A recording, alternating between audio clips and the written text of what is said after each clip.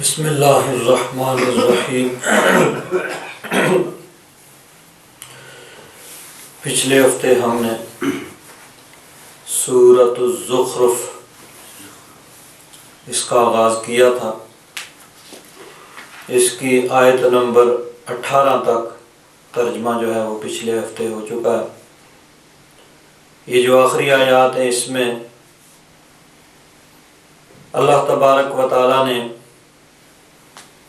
یہ فرمایا کہ کافر اللہ تبارک و تعالیٰ کے لیے اولاد کو ثابت کر رہے ہیں، جبکہ اولاد کا ہونا اللہ تبارک و تعالیٰ کے لیے عیب ہے، انسان کے لیے شرف کا باعث ہے کہ بڑھاپے میں اس کا سہارا ہوگا، بیماری میں اس کا مددگار ہوگا، اس کے مرنے کے بعد اس کی جائیداد کا وارث ہوگا۔ یہ تمام چیزیں ہیں جن کے پیش نظر انسان کی یہ خواہش ہوتی ہے، لیکن اللہ تبارک و تعالیٰ ان تمام چیزوں سے پاک ہے۔ بڑھاپے سے، بیماری سے، فوت ہونے سے، ان تمام عیوب سے اللہ تبارک و تعالیٰ پاک ہے۔ تو اللہ تبارک و تعالیٰ اولاد سے پاک ہے جو انسان کے لیے شرف کا باعث ہے۔ یہ چیز اللہ تبارک و تعالیٰ کے لیے ایک عیب ہے اور اللہ تبارک و تعالیٰ اس عیب سے پاک ہے، لیکن کفار اللہ تبارک و تعالیٰ کے لیے اولاد کو ثابت کرتے ہیں، اور اس سے بھی بڑھ کر یعنی اپنے لیے تو وہ بیٹوں کے طلبگار ہوا کرتے تھے۔ کسی کے گھر میں بیٹی کی پیدائش ہوتی تو بجائے خوشی کے اس کے گھر میں صف ماتم بچھ جاتی اور وہ لوگوں سے چھپتا پھرتا اور سمجھتا کہ میں کسی کو منہ دکھانے کے قابل نہیں رہا ہوں۔ تو ایک تو یہ کہ اللہ تبارک و تعالیٰ کے لیے اولاد کا ہونا عیب ہے، اور وہ اس عیب کو اللہ تبارک و تعالیٰ کے لیے ثابت کر رہے ہیں، اور اس سے بڑھ کر یہ کہ خود جس اولاد کو وہ ناپسند کرتے ہیں وہ اللہ تبارک و تعالیٰ کے لیے ثابت کر رہے ہیں کہ فرشتوں کو کہا کہ وہ اللہ تبارک و تعالیٰ کی بیٹیاں ہیں۔ تو اپنے لیے تو وہ بیٹوں کو پسند کرتے ہیں اور اللہ تبارک و تعالیٰ کے لیے بیٹیوں کو وہ ثابت کرتے ہیں۔ تو فرمایا وَإِذَا بُشِّرَ أَحَدُهُمْ بِمَا ضَرَبَ لِلرَّحْمَنِ مَثَلًا ظَلَّ وَجْهُهُ مُسْوَدًّا وَهُوَ كَظِيمٌ، کہ جب کسی کو خوشخبری دی جائے اس چیز کی جس کو انہوں نے اللہ تبارک و تعالیٰ کے لیے ثابت کیا ہے، یعنی بیٹی، اس کی خوشخبری اسے دی جائے کہ تمہارے گھر میں بیٹی پیدا ہوئی ہے، تو بجائے خوش ہونے کے ظل وجہہ مسودًا، اس کا چہرہ سیاہ ہو جاتا ہے، وہو کظیم، اور وہ غصے کو اندر ہی اندر پی رہا ہے۔ قازم یکظم کاظم، اس سے اس میں فاعل کظیم صفت مشبہ، یعنی غصے کو پینے والا، یعنی وہ ظاہر بھی نہیں کر سکتا لیکن اس کے چہرے سے وہ ظاہر ہو رہا ہے کہ غم سے اس کا چہرہ سیاہ ہو جاتا ہے۔ أَوَمَن يُنَشَّأُ فِي الْحِلْيَةِ وَهُوَ فِي الْخِصَامِ غَيْرُ مُبِينٍ، وہ بیٹی جس نے زیورات میں پلنا ہے اور وہ یعنی اپنا موقف بھی واضح طور پر بیان نہیں کر سکتی، جب کہیں ایسی صورت آئے جہاں پہ بات چیت کرنی ہو تو وہ اپنا موقف صحیح طریقے سے بیان نہ کر سکے، اس کو وہ اللہ تبارک و تعالیٰ کے لیے ثابت کرتے ہیں جس کو وہ خود اپنے لیے ناپسند کرتے ہیں۔ تو اس ضمن میں نے گزشتہ درس کے اندر احادیث مبارکہ بھی پیش کی تھیں کہ اسلامی نقطہ نظر سے بیٹیاں اللہ تبارک و تعالیٰ کی رحمت ہیں، اور اسلام نے ان کو رحمت قرار دیا، دنیا میں بھی وہ برکت اور رحمت کا سبب ہیں اور آخرت میں بخشش کا سامان ہے۔ کفار کا یہ نقطہ نظر تھا، ان کا یہ کلچر تھا کہ وہاں بیٹی کی پیدائش کو برا سمجھا جاتا تھا، اسلامی نقطۂ نظر سے وہ اللہ تبارک و تعالیٰ کی رحمت ہیں، دنیا میں بھی اس کی رحمت کے حصول کا سبب ہیں اور آخرت میں بخشش کا سبب ہیں۔ لیکن وہ کافر ان کو برا سمجھتے تھے اور اسی چیز کو انہوں نے اللہ تبارک و تعالیٰ کے لیے ثابت کیا۔ آگے فرمایا، اسی کو مزید واضح کیا، وَجَعَلُوا الْمَلَائِكَةَ، اور انہوں نے بنایا یعنی قرار دیا فرشتوں کو، الَّذِينَ هُمْ عِبَادُ الرَّحْمَنِ، وہ جو اللہ کے بندے ہیں، عباد الرحمن ہیں، جو اللہ تبارک و تعالیٰ کی عبادت کرنے والے ہیں، ان کو کیا قرار دیا؟ اناسن، مؤنث یعنی عورتیں، انہوں نے فرشتوں کو عورتیں قرار دیا، وہ فرشتے جو اللہ تبارک و تعالیٰ کے بندے ہیں اور جن کا کام ہی اللہ تبارک و تعالیٰ کی عبادت کرنا ہے، یہی چیز ان کی خوراک ہے، یہی ان کا آرام ہے۔ انسان جو ہے، انسان عبادت کرتا ہے لیکن عبادت کرنے سے تھکاوٹ پیدا ہوتی ہے اور انسان کھاتا ہے، پیتا ہے، آرام کرتا ہے، لیکن فرشتے ان تمام چیزوں سے پاک ہیں، نہ وہ تھکیں، نہ ان کو کھانے کی حاجت، نہ ان کو پینے کی حاجت، ان کا کام صرف اور صرف عبادت کرنا ہے اور یہی ان کا سب کچھ ہے۔ ان کا آرام بھی عبادت کرنا ہے، ان کا کھانا بھی عبادت ہے، ان کا پینا بھی عبادت ہے، سب کچھ عبادت ہی عبادت ہے ان کا۔ اور جس عبادت میں وہ مشغول ہیں ہمہ وقت 24 آور، 24 گھنٹے اور ہمیشہ کے لیے وہ اسی عبادت میں لگے ہوئے ہیں، جو سجدے میں وہ سجدے میں ہی پڑے ہوئے ہیں، جو رکوع میں وہ رکوع میں ہی پڑے ہوئے ہیں، جو دیگر امور کے اندر مصروف ہیں، جن کو کائنات کے انتظامی امور اللہ تبارک و تعالیٰ نے سونپے ہوئے ہیں، وہ اسی کام میں لگے ہوئے ہیں، ساتھ ساتھ رب تبارک و تعالیٰ کی حمد و ثنا، اس کی تسبیح کے اندر مشغول ہیں۔ تو ان کا کام ہی صرف عبادت کرنا ہے اور یہی ان کا اوڑھنا بچھانا، آرام کرنا، سونا، کھانا پینا عبادت ہی عبادت ہے۔ تو وہ جو اللہ تبارک و تعالیٰ کے عبادت گزار بندے فرشتے ہیں، ان کو انہوں نے عورتوں قرار دیا کفار نے، کہ کافروں کے بعض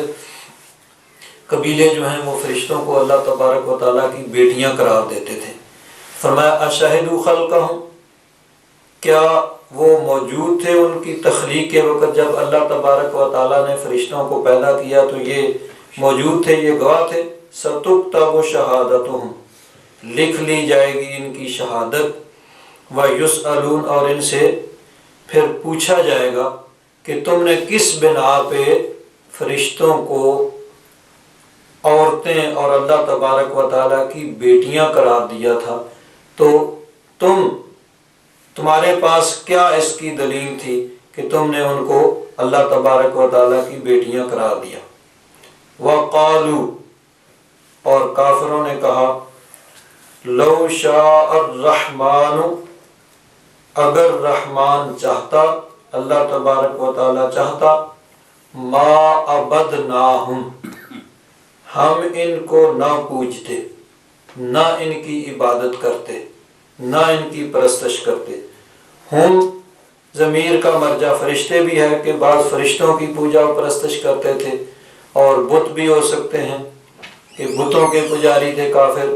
اسی طرح جو بھی معبودان باطلہ ہیں،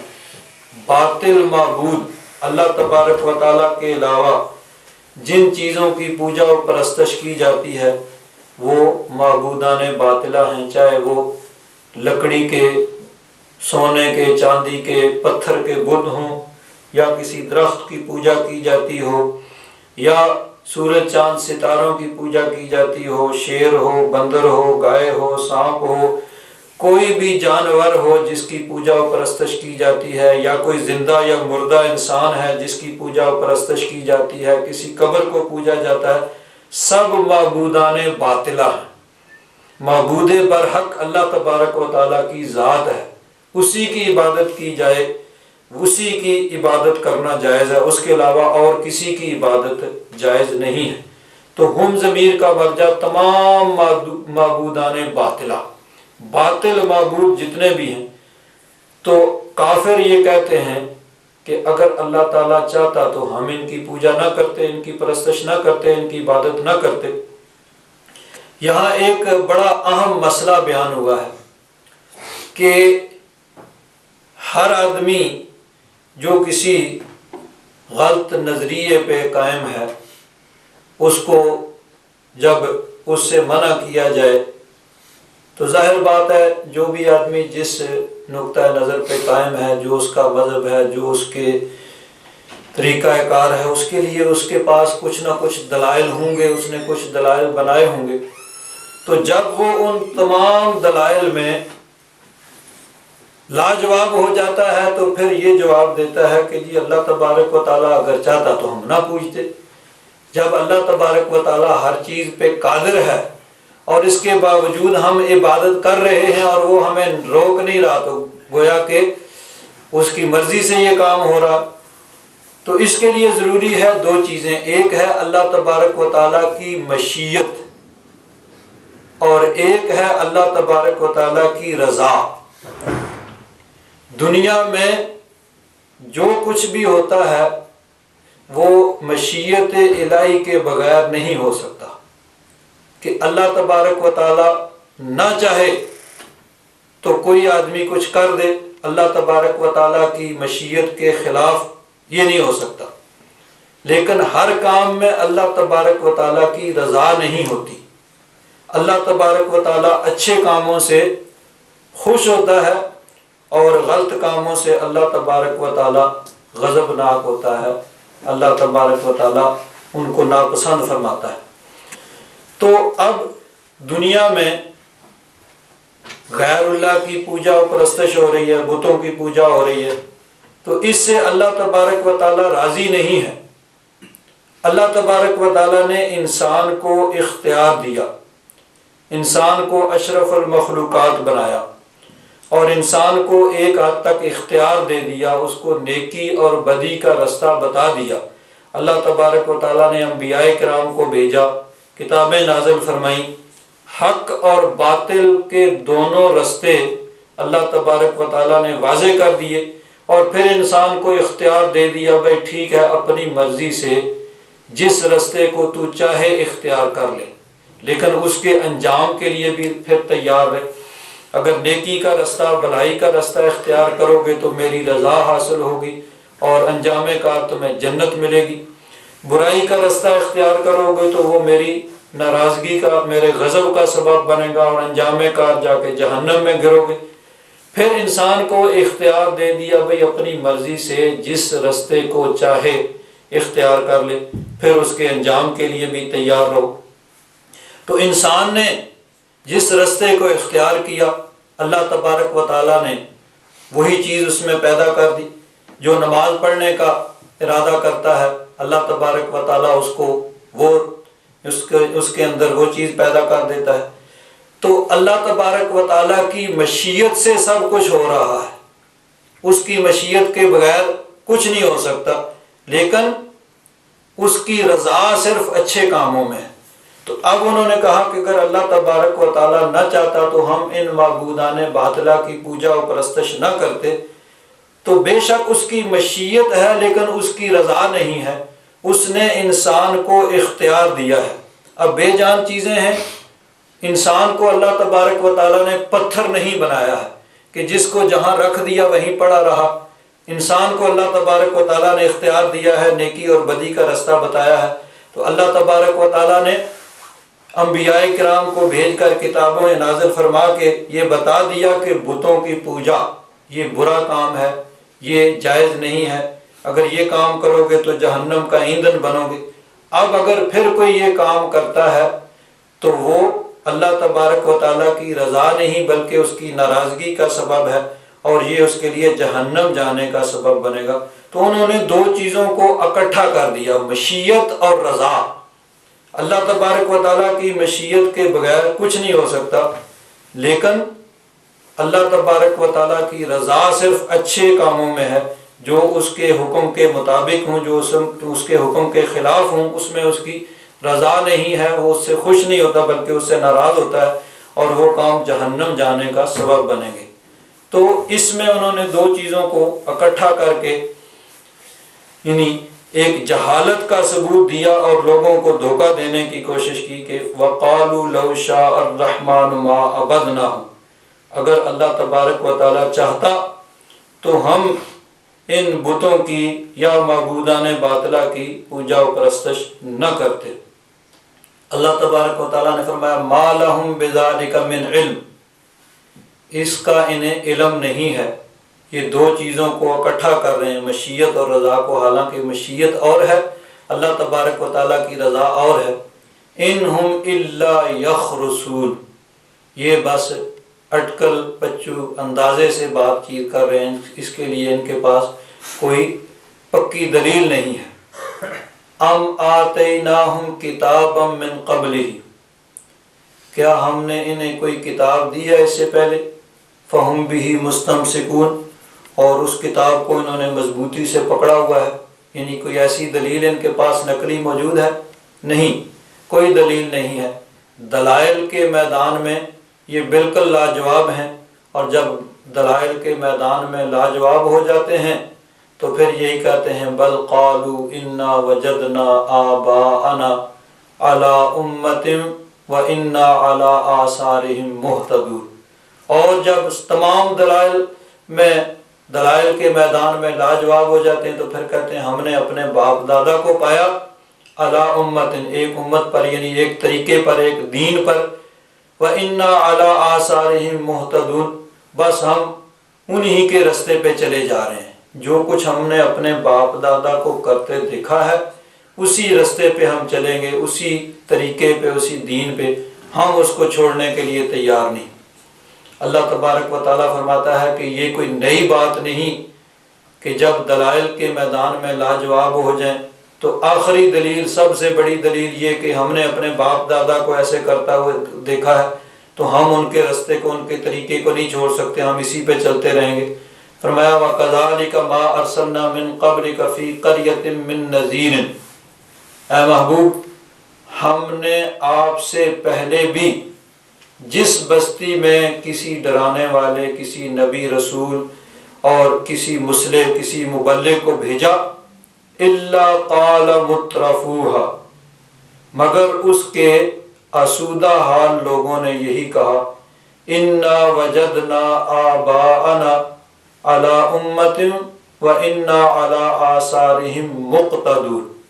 یہی جواب ان کا تھا۔ انہوں نے کہا جب وہ باقی دلائل ان کے سب ختم ہو گئے، لاجواب ہو گئے، تو انہوں نے کہا کہ ہم نے اپنے باپ دادا کو ایک رستے پہ، ایک دین پہ، ایک طریقے پہ پایا، ہم انہی کی ابتدا کریں گے، انہی کے پیچھے چلیں گے، ان کے رستے کو ہم نہیں چھوڑتے۔ یہاں حضرت پیر کرم شاہ صاحب رحمۃ اللہ تعالیٰ علیہ نے بڑی پیاری بات کی ہے۔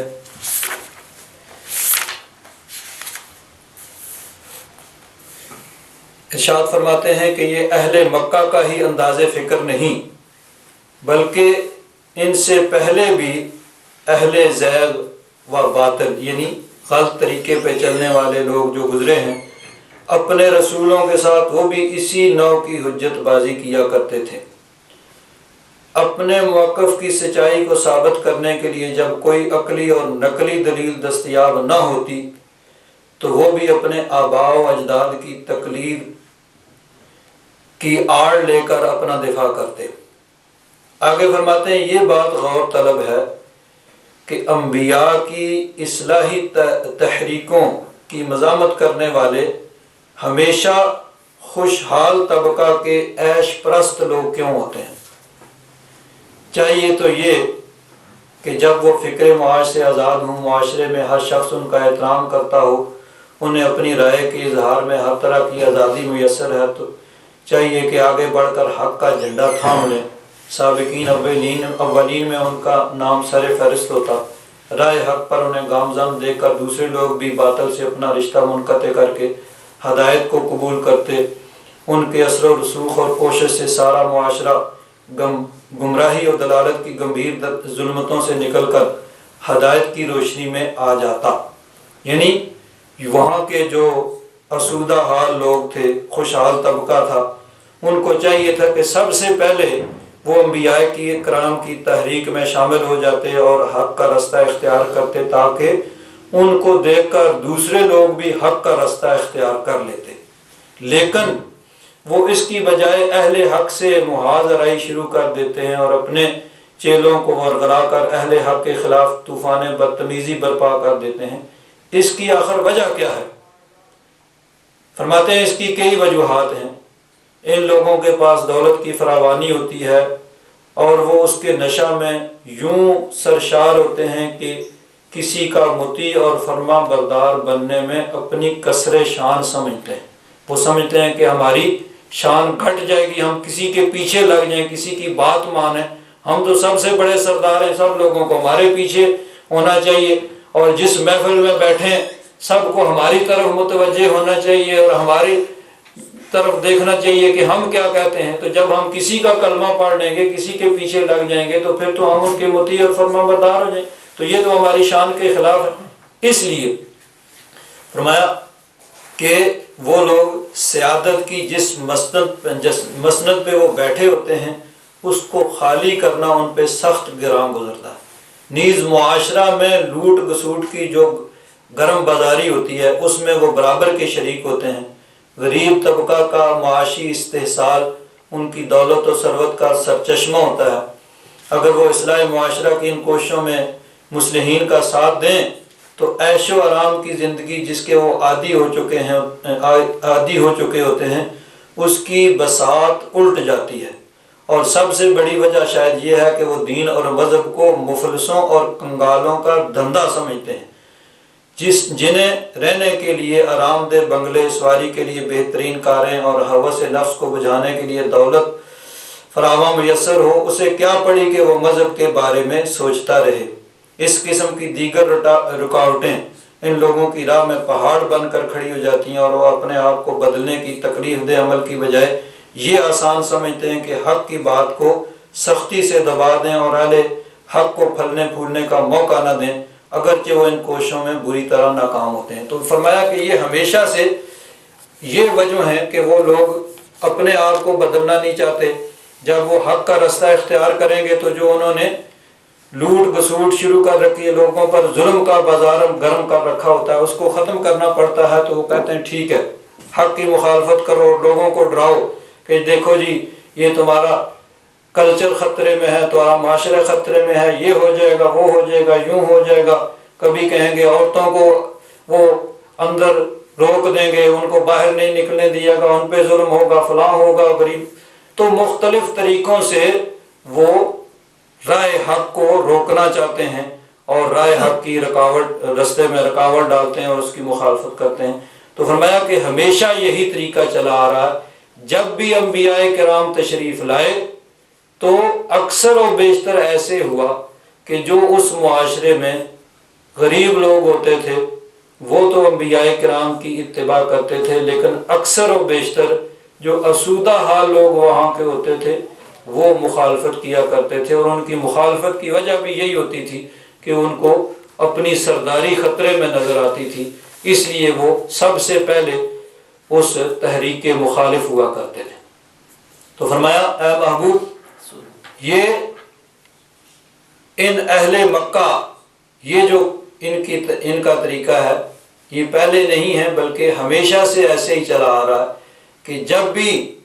ہم نے کسی بستی میں کسی ڈرانے والے کسی نبی اور رسول کو بھیجا تو وہاں کے جو مترف اسودہ حال لوگ تھے انہوں نے کہا ہم نے پایا اپنے باپ دادا کو ایک رستے پہ، ایک طریقے پہ، ایک دین پہ، تو ہم بھی انہی کی اقتداء کر رہے ہیں اور انہی کے نقش قدم پہ چل رہے ہیں۔ قال اس نبی رسول اس ڈرانے والے مصلح مبلغ نے فرمایا اولو جئتکم بأہدی مما وجدتم علیہ آباءکم،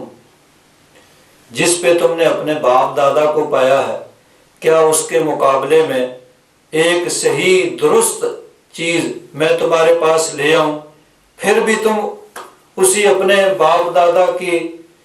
اندھی تقلید سے چمٹے رہو گے، اسی رستے پہ رہو گے، میری بات کو نہیں مانو گے؟ اس کی گمراہی دلائل سے واضح کر دوں اور اپنا جو طریقہ تمہیں بتا رہا ہوں دلائل کے ساتھ اس کا حق اور درست ہونا واضح کر دوں تو پھر بھی تم اسی کے ساتھ چمٹے رہو گے۔ قالوا انا بما ارسلتم به کافرون، انہوں نے کہا جو کچھ تم دے کر بھیجے گے ہم اس کا انکار کرتے ہیں، ہم نہیں مانتے، ہم تو اسی پہ رہیں گے جس پہ ہم نے اپنے باپ دادا کو پایا۔ اللہ تبارک و تعالیٰ نے ارشاد فرمایا فانتقمنا منہم، پس ہم نے ان سے انتقام لیا، یعنی ان کو سزا دی۔ فانظر کیف کان عاقبۃ المکذبین، پس دیکھو کیسا انجام ہوا جھٹلانے والوں کا۔ آگے حضرت ابراہیم علیہ السلام کا ذکر خیر ہوا۔ وَإِذْ قَالَ إِبْرَاهِيمُ لِأَبِيهِ وَقَوْمِهِ، اس وقت کو یاد کرو جب حضرت ابراہیم علیہ السلام نے اپنے اب یعنی اپنے چچا آزر سے اور اس کی قوم سے کہا اِنَّنِي بَرَاءٌ مِّمَّا تَعْبُدُونَ، میں اس سے بیزار ہوں جن کی تم پوجا و پرستش کرتے ہو، جن بتوں کی، جن معبودان باطلہ کی تم پوجا و پرستش کرتے ہو، میں ان سے بیزار ہوں۔ إِلَّا الَّذِي فَطَرَنِي، میں تو صرف اس کی عبادت کرتا ہوں جو میرا خالق و مالک ہے۔ فَإِنَّهُ سَيَهْدِينِ، بے شک وہی مجھے راہ راست دکھائے گا، یعنی اس نے مجھے ہدایت دی اور مجھے ہدایت پہ ثابت قدم رکھے گا اور ہدایت کے اندر مجھے ترقی عطا فرمائے گا۔ وَجَعَلَهَا كَلِمَةً بَاقِيَةً فِي عَقِبِهِ لَعَلَّهُمْ يَرْجِعُونَ، اور اسی کو انہوں نے کلمہ باقیہ رکھا فی عقبی اپنی اولاد میں، یعنی اپنی اولاد کو بھی اسی چیز کی انہوں نے وصیت کی، لعلہم یرجعون، تاکہ وہ اس کی طرف رجوع کریں، یعنی اپنی اولاد کو انہوں نے اسی چیز کی نصیحت کی کہ رب ذوالجلال کی وحدہ لا شریک کی عبادت کرنی ہے، جس طرح کہ پہلے سپارے میں گزرا ہے وَوَصَّى بِهِ ابراہیم بنیہ ویعقوب، کہ حضرت ابراہیم علیہ السلام نے اسی چیز کی نصیحت کی اپنی اولاد کو، اور حضرت یعقوب علیہ السلام نے بھی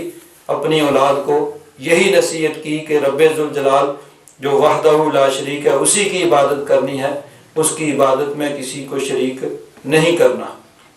آگے فرمایا بل متعت ہؤلاء وآباءہم، بلکہ یہ لوگ جو ہیں قریش مکہ، عرب کے باشندے، ان کو اور ان کے آباء و اجداد کو ہم نے دنیا کا سامان عطا فرمایا، حتی جاءہم الحق، یہاں تک کہ آ گیا ان کے پاس حق، ورسول مبین، اور ایک رسول جو حق کو بیان کرنے والا، واضح کرنے والا ہے۔ وَلَمَّا جَاءَهُمُ الْحَقُّ، اور جب آیا ان کے پاس حق، قَالُوا هَذَا سِحْرٌ وَإِنَّا بِهِ كَافِرُونَ، جب حق ان کے پاس آیا تو کہنے لگے یہ جادو ہے اور ہم اس کا انکار کرنے والے ہیں۔ یہاں ایک چیز اور حضرت پیر کرم شاہ صاحب رحمۃ اللہ تعالیٰ علیہ نے بڑا پیارا نقطہ بیان کیا ہے کہ اللہ تبارک و تعالیٰ نے ان لوگوں کی مذمت کی جو حق کو واضح ہونے کے باوجود صرف اپنے آباء و اجداد کی اندھی تقلید کے پیچھے پڑے ہوئے ہیں کہ ہم اس کو نہیں چھوڑ سکتے جس پر ہم نے اپنے باپ دادا کو پایا، ہم اس کو نہیں چھوڑیں گے۔ حق واضح ہونے کے باوجود انہوں نے حق کو نہیں مانا۔ بعض لوگ صرف ان آیات کو پڑھ کے کہتے ہیں کہ تقلید منع ہے، تقلید شرک ہے، تقلید بدعت ہے، اور اس طرح کی جتنی بھی آیات قرآن پاک میں مختلف مقامات میں ان کو پیش کرتے ہیں کہ اللہ تبارک و تعالیٰ نے ان کی مذمت بیان کی جو اپنے باپ دادا کی تقلید کرتے تھے، ان کے پیچھے پڑتے تھے، ان کے رستے پہ چلتے تھے۔ حالانکہ اللہ تبارک و تعالیٰ نے ان کی مذمت اس لیے کی کہ وہ اپنے گمراہ اور جاہل باپ دادا کی تقلید کرتے تھے۔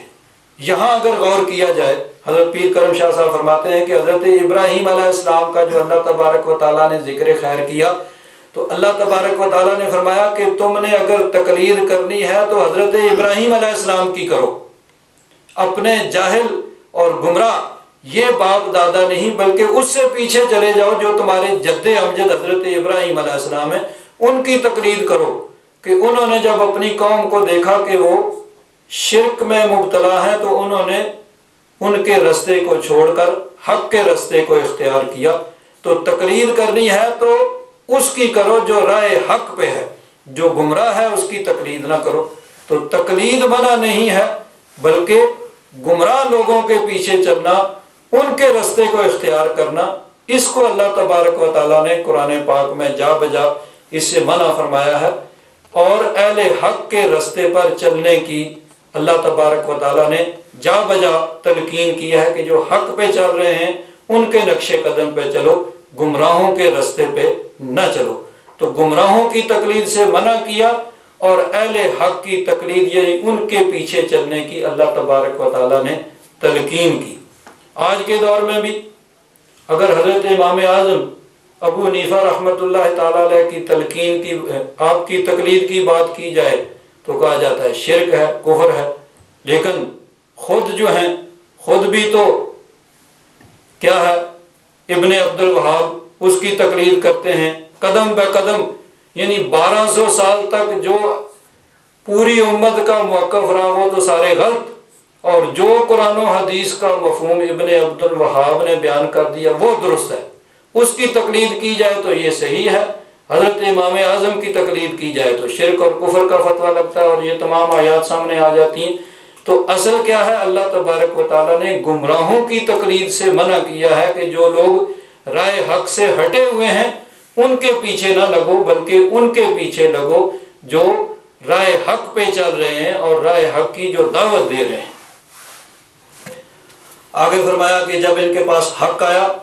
تو انہوں نے کہا کہ یہ جادو ہے اور ہم اس کا انکار کرتے ہیں۔ وقالوا، اور انہوں نے کہا لولا نزل هذا القرآن على رجل من القريتين عظیم، کیوں نہ اترا یہ قرآن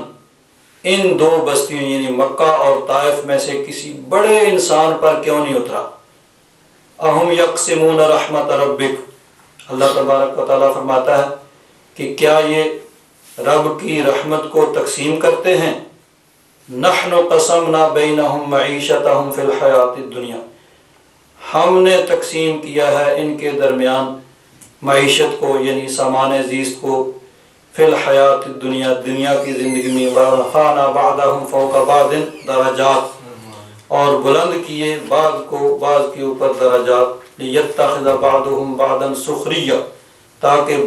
بعض کو اپنا مسخر کریں یعنی ان سے اپنے کام لیں۔ یعنی ہم نے اسباب معاش کو تقسیم کیا، کسی کو کچھ دیا، کسی کو کچھ دیا، کسی کو کارخانے دار بنا دیا، کسی کو مزدور بنا دیا، کسی کو جاگیردار بنا دیا، کسی کو مزارع بنا دیا۔ یعنی یہ اللہ تبارک و تعالیٰ کی تقسیم ہے تاکہ معاشرے کا ایک نظام چلتا رہے۔ سب لوگ ایک ہی کام شروع کر دیں تو باقی سارے کام رک جائیں گے۔ کسی کو اللہ تبارک و تعالیٰ نے صلاحیت دی، وہ سائنسدان بن گیا، کوئی انجینئر بن گیا، کوئی عالم دین بن گیا، کوئی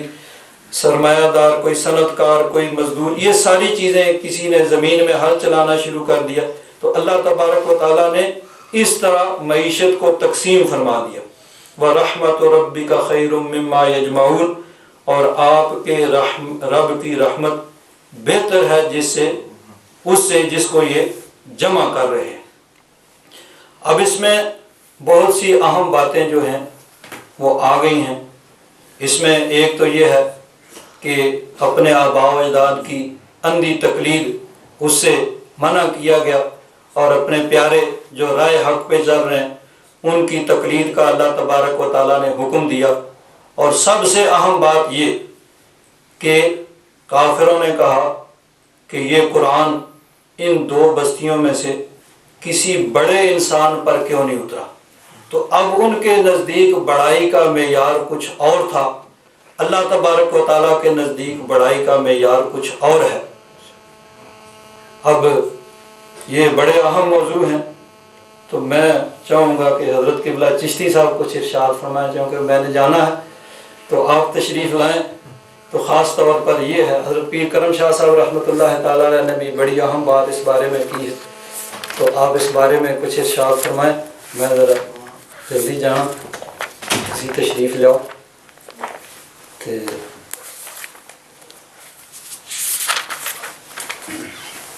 تشریف لاؤ۔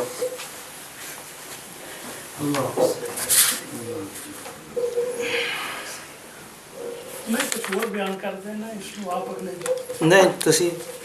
چلو ایسے جڑا نا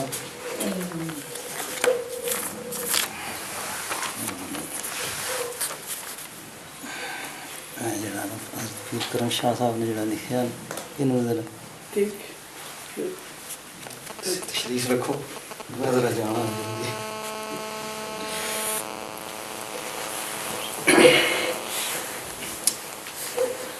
درود پاک الصلاۃ والسلام علی رسول اللہ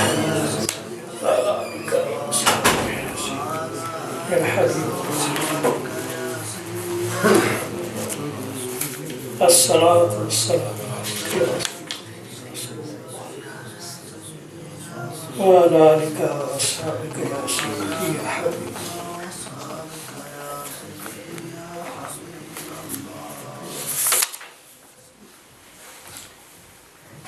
وقالوا لولا نزل هذا القرآن على رجل من القريتين عظيم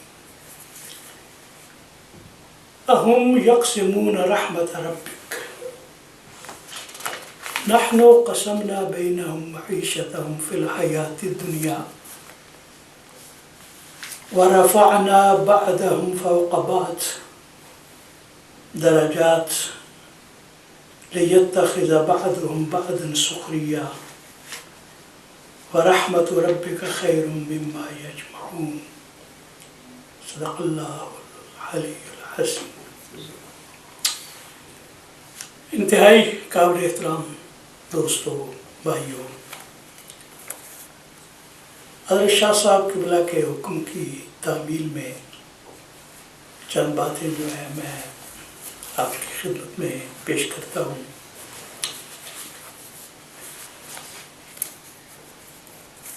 اللہ تبارک و تعالی ارشاد فرماتا ہے کہ کفار کو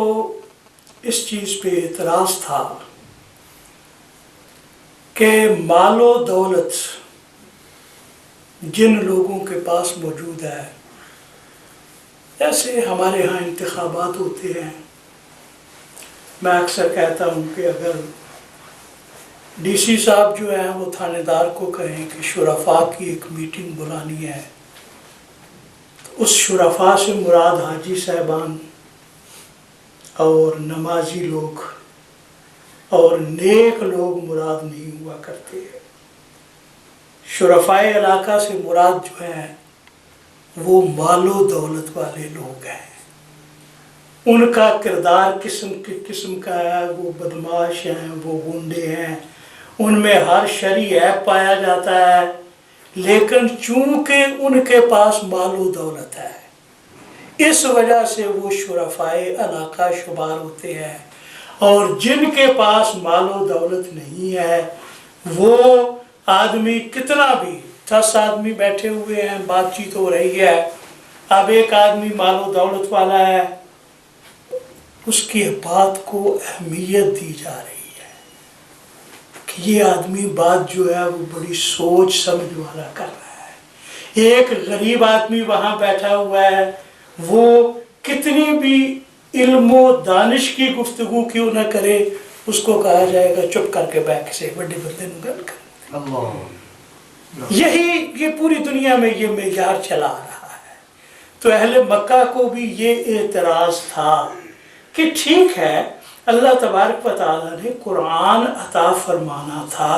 قرآن کی صورت میں سیادت عطا فرمانی تھی، سیادت کی صورت میں ایک ایسی شخصیت کہ جس کے کلمہ تمام دنیا پڑھنے کے لیے تیار ہو جائے، اسے اپنا رہنما و مقتدا ماننے کے لیے تیار ہو جائے، تو اس کے لیے یہ چیز تو ضروری ہے نا کہ اس آدمی کے پاس مال و دولت کے خزانے ہوں، اس کی برادری ہو، اس کے پاس جتھا ہو. اور پھر اس چیز پہ بھی غور کیا جا سکتا ہے کہ ہم اگر کسی آدمی کو کسی مشن کے لیے بھیجنا چاہتے ہیں تو ہم دیکھتے ہیں کس کے پاس سرمایہ ہے، کس کی برادری ہے، کس کے پاس قوت ہے. اللہ تبارک و تعالیٰ کے پاس تمام اسباب تھے، وہ چاہتا تو سارے کے سارے اسباب اپنے محبوب کو عطا فرما دیتا. وہ چاہتا تو یہ صورت بھی موجود ہوتی کہ نبی پاک کے 10-12 بھائی ہوتے جو ہر وقت ان کے جو ہے وہ دست و بازو بن کے کھڑے ہوتے. نبی پاک کے والد گرامی جو ہے وہ لمبا عرصہ زندہ رہتے. اسی طرح ان کے پاس مال و دولت موجود ہوتی، سب کچھ ہوتا. لیکن اگر اس چیز پہ غور فرمائے کہ اگر آپ کے بھائیوں کی آپ کے پاس طاقت موجود ہوتی، اگر آپ کے پاس مال و دولت ہوتی، تو کوئی کہہ سکتا تھا کہ محمد مصطفیٰ کا دین جو پھیل گیا اس کی وجہ یہ ہے کہ بھائیوں کی طاقت موجود تھی. محمد مصطفیٰ کا دین جو پھیل گیا اس کی وجہ یہ ہے کہ وہ بہت بڑے سرمایہ دار تھے. اللہ تبارک و تعالیٰ نے فرمایا نہیں، میں دین کو پھیلاؤں گا. محمد مصطفیٰ کی عظمت کے پرچم پوری دنیا میں لہرائیں گے، لیکن کسی کی عظمت کے جو ظاہری اسباب ہوتے ہیں میں ان میں سے کوئی سبب بھی اپنے محبوب کو عطا نہیں فرماؤں گا، تاکہ پوری دنیا کو واضح ہو جائے کہ یہ جو دین کا پرچم بلند ہو رہا ہے. جس طرح وہ کسی چیز کو لے لیں کہ ٹھیک ہے والد تو پہلے ہی چلے گئے، بھائی نہیں ہے. پھر ایک سہارا یہ ہوتا ہے کہ کسی کی اولاد ہوتی ہے، نرینہ اولاد ہوتی ہے، وہ آگے اس کے نام کو آگے لے کے چلتی ہے. کسی کی اولاد آگے اولاد کی اولاد نہیں ہوتے، جب تک پوتے نہیں ہوتے آدمی پریشان بیٹھا ہوتا ہے. اللہ تبارک و تعالیٰ کو پوتا عطا فرما دے. کیوں؟ بھئی نام آگے چلے گا، نسل آگے چلے گی. نبی پاک صلی اللہ تعالی علیہ وسلم کے شہزادے جب چھوٹی عمر میں ہی دونوں کا وصال ہو گیا تو اب کفار کہنے لگے کہ جی اب تو یہ ان کا ختم ہو گیا سارا. اللہ تبارک و تعالیٰ نے فرمایا نہیں، ان شانئک ھو الابتر، نہیں اے میرے محبوب، دنیا کو نام زندہ رکھنے کے لیے اپنی اولاد کے سہارے کی ضرورت ہے. دنیا کو اپنا نام زندہ رکھنے کے لیے اپنے پوتوں کے سہاروں کی ضرورت ہے. لیکن اے میرے محبوب، تیری عظمت کے پرچم کو بلند کرنے والے ہم ہیں. تیری عظمت کے پرچم کو بلند کرنے والے ہم ہیں. ہم ان کو اولاد کے سہاروں پہ نہیں رکھتے. یہ پرچم پوری دنیا میں قائم رہے گا. آج دیکھیں مکہ میں چلا جائیں، مدینہ شریف میں چلے جائیں، ظاہری بات ہے وہاں ابو جہل کی اولاد تو ہوگی نا، وہاں عتبہ کی اولاد تو ہوگی، شیبہ کی اولاد بھی ہوگی. لیکن کبھی کسی سے پوچھ کے تو دیکھو، کوئی کہے گا میں ابو جہل کی اولاد ہوں، کوئی کہے گا میں عتبہ کی اولاد ہوں، کوئی کہے گا میں شیبہ کی اولاد ہوں. لیکن دوسری طرف محمد مصطفیٰ صلی اللہ تعالی علیہ وسلم کا نسب اللہ تبارک و تعالی نے ان کی شہزادی کے ذریعے چلایا. آج پوری دنیا میں آپ کہیں بھی چلے جائیں آل رسول جو ہے وہ موجود ہے. اللہ تبارک و تعالی نے اس نسب کو قائم رکھا. اب ان کا اعتراض یہ تھا کہ بھئی بات یہ ہے کہ اللہ تبارک و تعالیٰ نے دولت کے خزانے دیے تو کسی وجہ سے دیے، کسی آدمی میں کوئی صلاحیت دیکھی، تو جب دولت ان کو دی ہے تو یہ دین کی دولت بھی انہی کو دینی چاہیے تھی. اللہ تبارک و تعالیٰ نے بڑا مختصر جواب ارشاد فرمایا، اَهُمْ يَقْسِمُونَ رَحْمَةَ رَبِّكَ، ہم یقسمون رحمت ربک، اے میرے محبوب تیرے رب کی رحمت کے خزانے بانٹنے والے وہ ہیں. لفظ پہ غور کریں، رب تیرا ہے، خزانے تیرے رب کے ہیں، بانٹنے والے کیا وہ ہیں؟ ہم نے اپنی رحمت کے خزانے خود بانٹنے ہیں، اور ہم نے اگر کسی کو اختیار دینا ہے تو وہ تیری ذات ہے.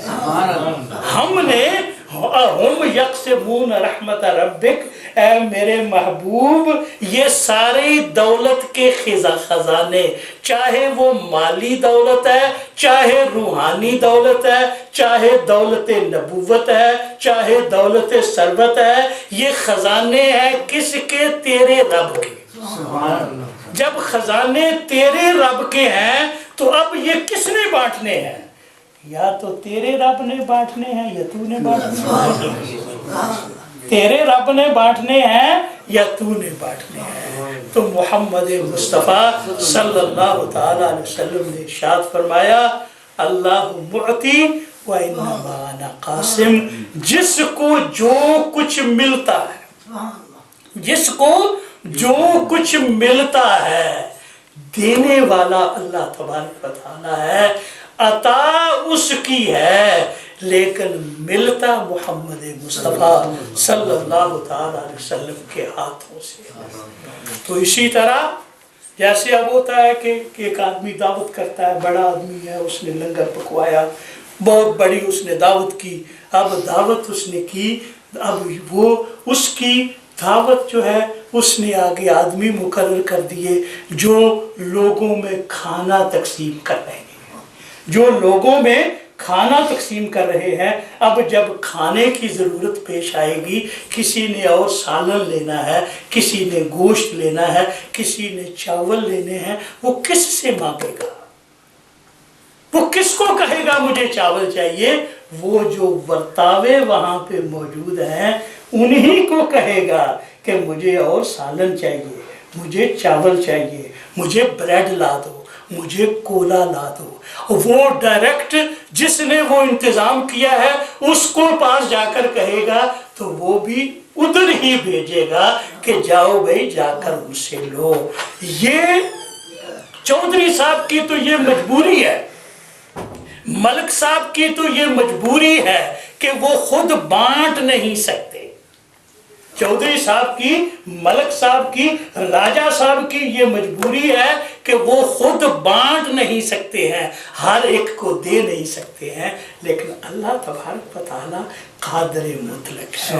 وہ سب کو عطا فرما سکتا ہے، کسی مجبوری کی بنیاد پہ نہیں، لیکن بتانا یہ مقصود ہے کہ میں اپنے بندوں کو کیا مقام عطا فرماتا ہوں، میں نے اپنے محبوب کو کیا مقام عطا فرمایا ہے۔ تو رسول اللہ صلی اللہ تعالی علیہ وسلم ارشاد فرماتے ہیں عطا رب کی ہے، جو کچھ بھی کسی کو ملتا ہے عطا رب کی ہے، لیکن اللہ تبارک و تعالیٰ نے ذریعہ جو ہے وہ مجھے بنا دیا ہے، وسیلہ مجھے بنا دیا ہے۔ اب اگر کسی کو ہدایت ملنی ہے، اب کسی کو ہدایت ملنی ہے تو وہ بھی محمد مصطفیٰ کے در سے ملنی ہے۔ وَإِنَّكَ لَتَهْدِي إِلَىٰ صِرَاطٍ مُسْتَقِيمٍ، اے محمد مصطفیٰ صلی اللہ علیہ وسلم، اللہ تبارک و تعالیٰ نے ہمیں سکھایا کہ دعا مانگو، اہدنا الصراط المستقیم، اے خداوند قدوس ہمیں سیدھا راستہ دکھا، ہمیں سیدھے راستے پہ چلا۔ اللہ تبارک و تعالیٰ نے فرمایا ہمیں سیدھے راستے پہ چلا، ہمیں دعا دی گئی، اور پھر اس کے بعد سیدھا راستہ ہر آدمی اپنی جگہ، جیسے ابھی شاہ صاحب فرما رہے تھے، ہر آدمی کا اپنی جگہ دعویٰ ہے کہ میں جس راستے پہ چل رہا ہوں سیدھا راستہ ہے، تو اللہ تبارک و تعالیٰ نے اس کی آگے وضاحت فرما دی کہ سیدھا راستہ اس کی دلیل یہ ہے صراط الذین انعمت علیہم، جن پہ اللہ تبارک و تعالیٰ کا انعام ہے ان کا راستہ سیدھا راستہ ہے۔ پھر ابھی انعام جو ہے وہ تو پھر انعام تو ملک صاحب پہ سب سے زیادہ ہے، راجہ صاحب پہ سب سے زیادہ ہے، چودھری صاحب کے پاس جو ہے وہ اتنے مربع ہیں۔ اللہ تبارک و تعالیٰ فرماتا ہے یہ دنیا کے سکے جو ہیں نا ان کی تمہاری نظر میں بڑی قیمت ہے، لیکن میرے ہاں ان کی کوئی حیثیت نہیں ہے، یہ مچھر کے پر کے برابر بھی نہیں ہے۔ میرے ہاں دولت کیا ہے؟ انعم اللہ علیہم، مجھ سے پوچھو کہ میں نے اپنی حقیقی نعمتیں کس کو عطا فرمائی ہے. انعم اللہ علیہم من النبیین والصدیقین والشہداء والصالحین. میں نے اپنی جو حقیقی نعمتیں ہیں، یہ دنیا کے کھوٹے سکے جو ہے وہ میں نے دنیا داروں کو عطا فرما دیے ہیں، لیکن حقیقی نعمتیں جو ہے وہ میں نے مخصوص کر رکھی ہیں اپنے نبیوں کے لیے، صدیقوں کے لیے، شہداء کے لیے، صالحین کے لیے. تو اب پتہ یہ چلا کہ سیدھے راستے پہ جب تک اللہ تبارک و تعالیٰ کی مہربانی نہ ہو، عقل کتنی بھی ہو، علم کتنا بھی ہو، انسان کتنا بڑے سے بڑا پروفیسر بن جائے، بڑے سے بڑا دانشور بن جائے، بڑے سے بڑا فلسفی بن جائے، ہدایت اسی کو نصیب ہوتی ہے جس پہ رب مہربان ہوتا ہے. اور رب جب کسی کو ہدایت دینا چاہتا ہے اسے کسی نبی کی غلامی میں بھیج دیا جاتا ہے. رب جب کسی کو ہدایت دینا چاہتا ہے تو اپنے ولی کی غلامی میں بھیج دیتا ہے. اللہ تبارک و تعالیٰ جب کسی کو ہدایت دینا چاہتا ہے، کسی عالم ربانی کی اس کے دل میں عظمت اور محبت پیدا کرتی جاتی ہے اور اس کے ذریعے سے اس کو ہدایت ملتی ہے. تو اللہ تبارک و تعالیٰ ارشاد فرماتا ہے کہ یہ جو تم نے ایک معیار بنا لیا ہے، معیار شرافت، کہ شرفاء وہ ہے، معززین وہ ہیں کہ جن کی کوٹھیاں بڑی ہیں، جن کی کاریں بڑی ہیں، جو کارخانوں کے مالک ہیں، یہ تمہارے معیار ہیں. ہاں پھر سوال یہ پیدا ہوتا ہے کہ اللہ تبارک و تعالیٰ، وہ بزرگ تھے، وہ بیٹھے ہوئے تو کچھ کھجوریں آئیں تو وہ انہوں نے کہا جی تقسیم کر دو. وہ برتاوا کہنے لگا جی خدائی ونڈ کرا. انہوں نے کہا جی ٹھیک ہے خدائی ونڈ کر دے. اس نے وہ کھجور کا ٹوکڑا پکڑا، ایک ڈھیر ایک آدمی کے آگے لگا دیا، دوسرا ڈھیر دوسرے آدمی کے لگا دیا، تیسرا ڈھیر تیسرے آدمی کے آگے لگا دیا اور ٹوکرا ختم کر دیا. بزرگوں نے کہا ابھی یہ کیا مذاق ہے، تم تو کہہ رہے تھے خدائی تقسیم. اس نے کہا خدائی تقسیم یہی ہے. دیکھتے نہیں ہو کہ اللہ تبارک و تعالیٰ نے دولت جو ہے وہ ایک آدمی کے آگے ڈھیر لگا دیا ہے، دوسرے آدمی کے آگے ڈھیر لگا دیا ہے، تیسرے آدمی کے آگے ڈھیر لگا دیا ہے، باقی خالی ہاتھ بیٹھے ہیں. تو میں نے تو آپ سے پوچھا تھا کہ خدائی ونڈ کرا کہ مصطفی ونڈ کرا. انہوں نے پھر کھجوریں جو ہے کہا واپس کرو اور کہا اب مصطفی ونڈ کرو. انہوں نے پھر کھجوریں جو ہے وہ تمام کے درمیان برابر تقسیم کہ یہ مصطفی تقسیم ہے. تو اب سوال پھر وہی پیدا ہوا کہ اللہ تبارک و تعالیٰ نے یہ خدائی ونڈ، یہ خدائی تقسیم کیوں کی؟ اس کی وجہ یہ بتائی جاتی ہے کہ بلڈنگ اسی وقت بنتی ہے جب اینٹیں اوپر نیچے رکھی جائیں. اگر تمام اینٹیں برابر رکھ دی جائیں تو قطار تو بن سکتی ہے، بلڈنگ نہیں بن سکتی. بلڈنگ بننے کا طریقہ یہی ہے کہ کچھ اینٹیں زمین کی تاریکی کے اندر دفن کی جائیں گی اور وہ اینٹوں کا کردار اس بلڈنگ میں سب سے زیادہ ہوگا. دیکھنے والے تو مینار کو دیکھ کے اس کی خوبصورتی کی بات کریں گے، دیکھنے والے تو اس کے در و دیوار کی باتیں کریں گے، لیکن وہ اینٹیں جو نیچے پڑی ہوئی ہیں، جو اس کی فاؤنڈیشن میں وہ چیزیں پڑی ہوئی ہیں، جو اس کی بنیاد میں پڑی ہوئی ہیں، اس کے سر پہ وہ بلڈنگ قائم ہے. تو اللہ تبارک و تعالیٰ ارشاد فرماتا ہے میں چاہتا تو تمام لوگوں میں دولت برابر تقسیم کر دیتا، لیکن تو بھی رانی تے میں بھی رانی تے کون پڑے گا پانی؟ تو بھی رانی تے میں بھی رانی تے کون پڑے گا پانی؟ اللہ تبارک و تعالیٰ نے چاہا کہ اس دنیا کا نظام چلانے کے لیے कुछ को कम दिया जाए, कुछ को ज़्यादा दिया जाए। हदीस पाक में आता है कि नबी पाक सल्लल्लाहु ताला अलैहि वसल्लम की खिदमत में एक सहाबी हाजिर हुए, अर्ज करने लगे, या रसूल अल्लाह, मेरा भाई है बड़ा निकम्मा है। अर्ज करने लगे, या रसूल अल्लाह, मेरा भाई है बड़ा निकम्मा है, कुछ नहीं करता, पूरा दिन यूं ही जो है वो लेटा रहता है। मैं मेहनत करता हूँ, मजदूरी करता हूँ, मेहनत मजदूरी करके लाता हूँ तो वो मेरे साथ आके बराबर बैठ जाता है खाने पीने के लिए। रसूलुल्लाह सल्लल्लाहु ताला अलैहि वसल्लम ने फरमाया, क्या पता है कि अल्लाह तबारक व तआला उसका रिज़्क भी तुम्हें अता फरमा। क्या पता है कि अल्लाह तबारक व तआला उसका रिज़्क भी तुम्हें अता फरमा रहा हो। अल्लाह तबारक व तआला ने ये जो रिज़्क की तकसीम की, एक को दिया वो उसका भी इम्तिहान है, और जिसको नहीं दिया या जिसको कम दिया वो उसका भी इम्तिहान है। जिसको दिया उसका इम्तिहान ये है कि भाई ये तुम्हारा नहीं है,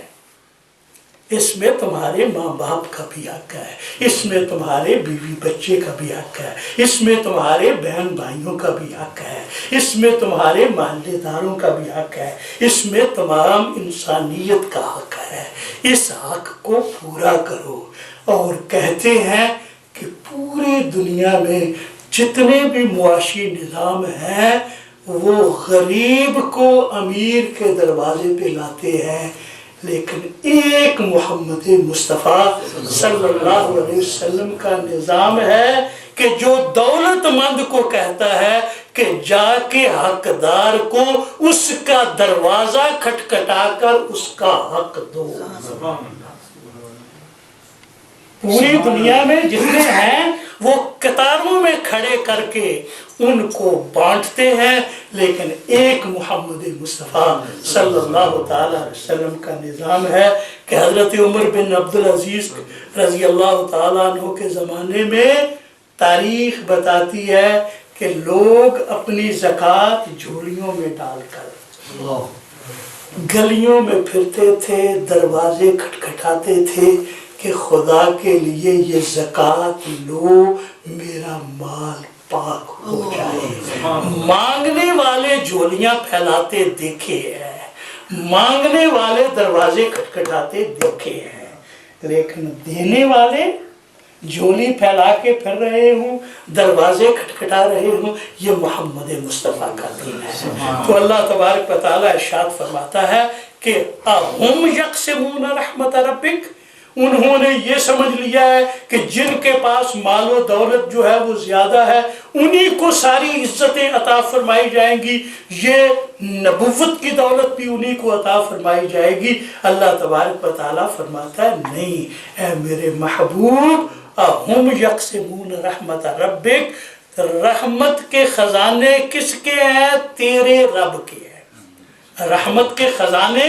तेरे रब के हैं। वो कौन होते हैं फैसले करने वाले? इन खजानों को बांटना है, मैंने बांटना है या फिर तुमने बांटना है, किसी और की कोई हैसियत नहीं है। और फिर अल्लाह तबारक व तआला ने इरशाद फरमाया कि हमने तो इसलिए ये वसाइल मईशत जो है इनमें ऊंच नीच रखी है, जैसा कि मैंने मिसाल दी कि अगर तमाम ईंटें जो हैं वो बराबर रखनी है तो फिर बिल्डिंग कभी नहीं बन सकेगी। बिल्डिंग बनने के लिए ये ज़रूरी है कि कुछ ईंटें नीचे आए, कुछ ऊपर आए। देखने वाले तो मीनारों की तारीफ करेंगे,